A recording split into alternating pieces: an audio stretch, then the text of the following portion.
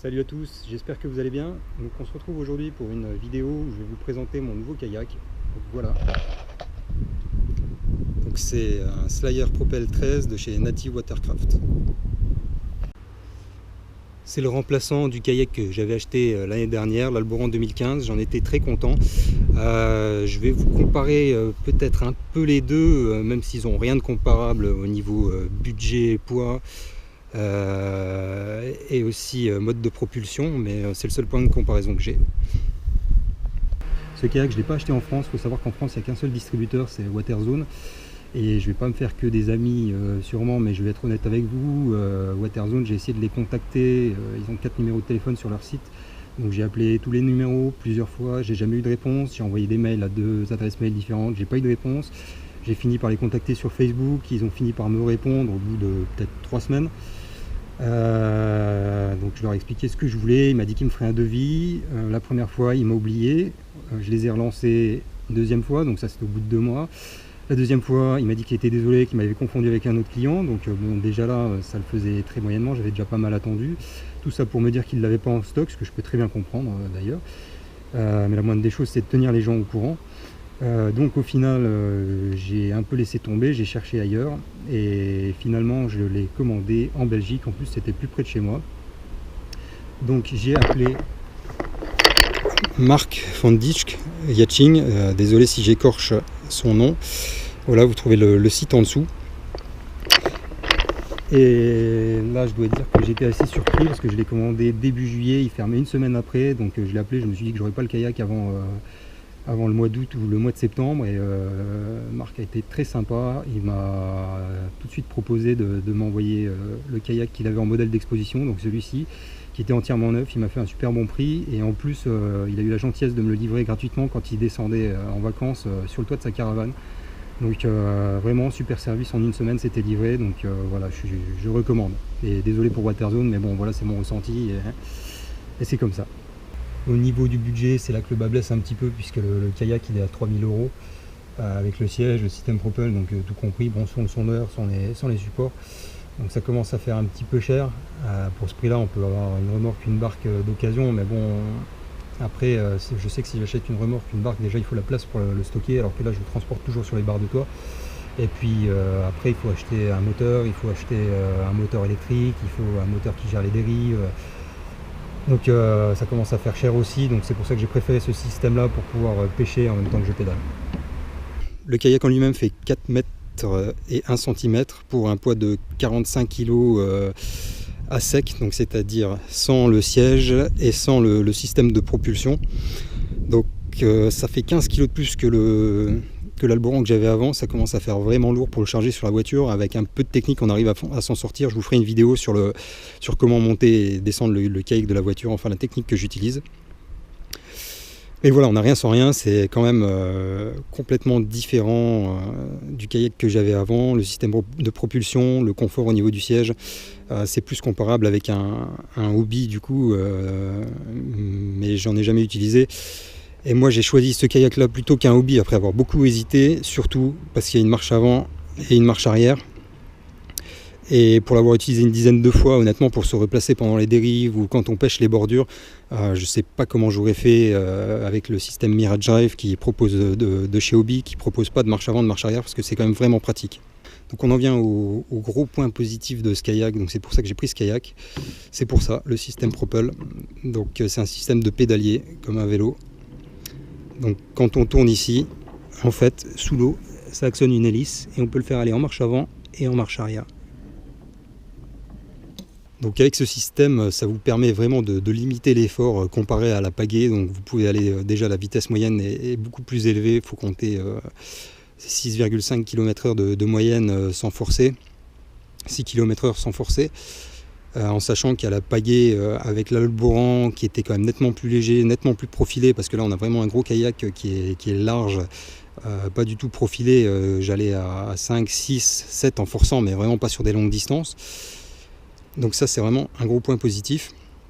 Et en plus, donc avec ce système, ça permet de pêcher en avançant, puisqu'on a les 2 mains libres, et ça c'est vraiment un gros avantage. Quand on va partir de la mise à l'eau ou arriver sur des hauts fonds ou retourner à la mise à l'eau, le système propelle qui dépasse en dessous pour ne pas l'abîmer, il suffit de le relever, ça prend 3 secondes sur l'eau, il suffit de relever la plaque ici, qui est maintenue par un élastique. Voilà, donc on l'enlève, il y a un clip ici à retirer. On met l'hélice dans le bon sens droite, on soulève, on remet la plaque et on repose. Bon, ça implique d'avoir quand même toujours une pagaie à bord. Au niveau du confort, donc on a un siège qui est vraiment bien, pas de douleur de dos, on est assis plus haut sur l'eau. Je le démonte pour le transport, donc il suffit de dévisser ici et de dévisser là-bas, et il sort du rail, et on peut régler l'assise comme on veut, donc ça c'est vraiment bien aussi. On avance avec le pédalier et on dirige, donc avec la main simplement posée sur la manette ici, qui actionne le gouvernail de droite à gauche. Donc c'est simple, il n'y a pas de résistance, ça tourne tout seul.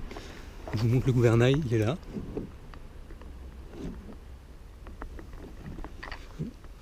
Je vous montrerai sur l'eau le rayon de braquage, c'est correct, ça tourne bien. Des fois il faut aussi prendre à 2 fois, marche avant, marche arrière quand on est sur les petits canaux, mais ça passe bien. À l'avant du kayak, on retrouve une grande trappe. Voilà, je vais ouvrir, qui est maintenue par des élastiques donc ça ne bouge pas. Donc à savoir que le couvercle là il est en option et ça vaut quand même 90 € pour un bout de plastique, donc ça je trouve que c'est vraiment un peu abusé, mais bon.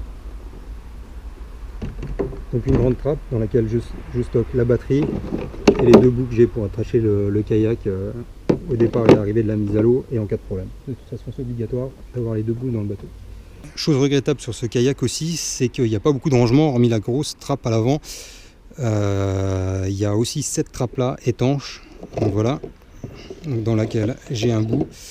Le seul problème c'est que vraiment elle n'est pas profonde, on ne peut pas y mettre grand chose et par exemple mon téléphone, même le téléphone il passe pas quoi.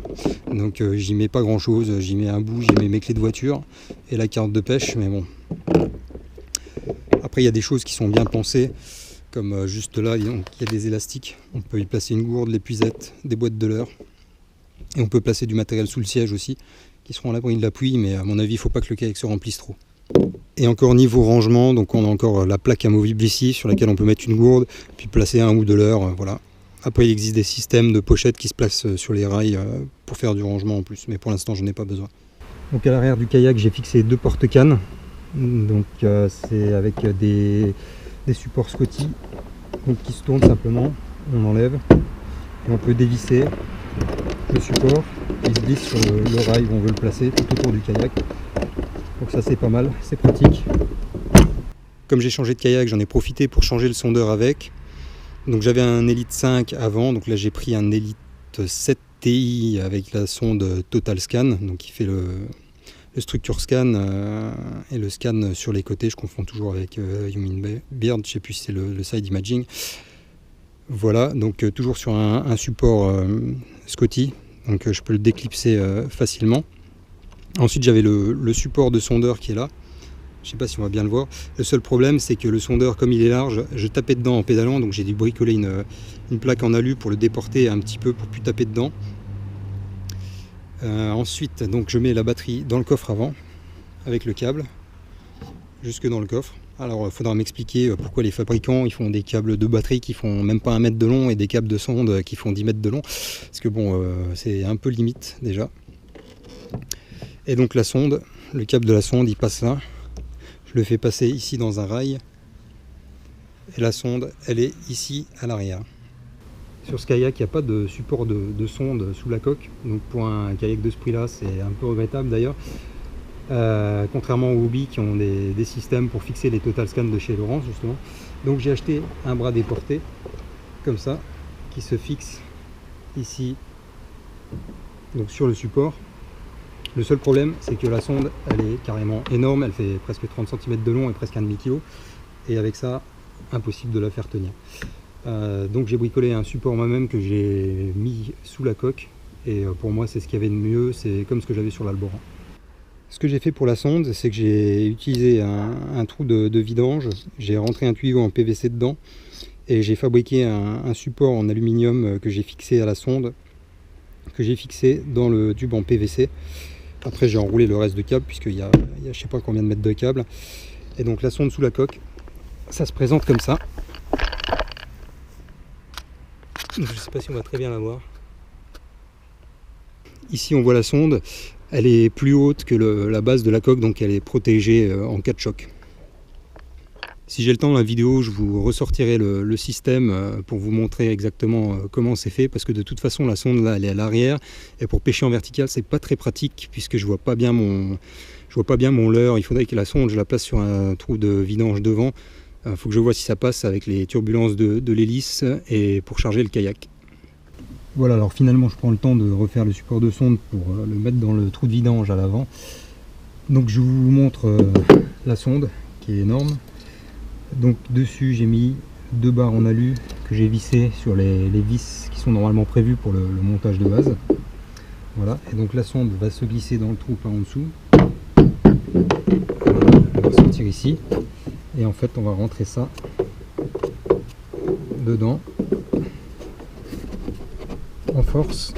Il est un peu limé pour rentrer tout juste. Voilà. Et ensuite j'enfile donc la sonde dedans. Tac.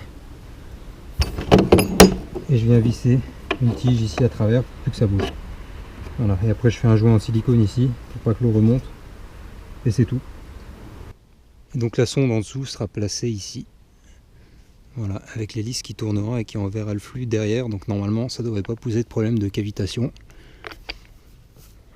Elle sera à peu près protégée par la coque, puisque à l'avant ça descend un peu plus bas.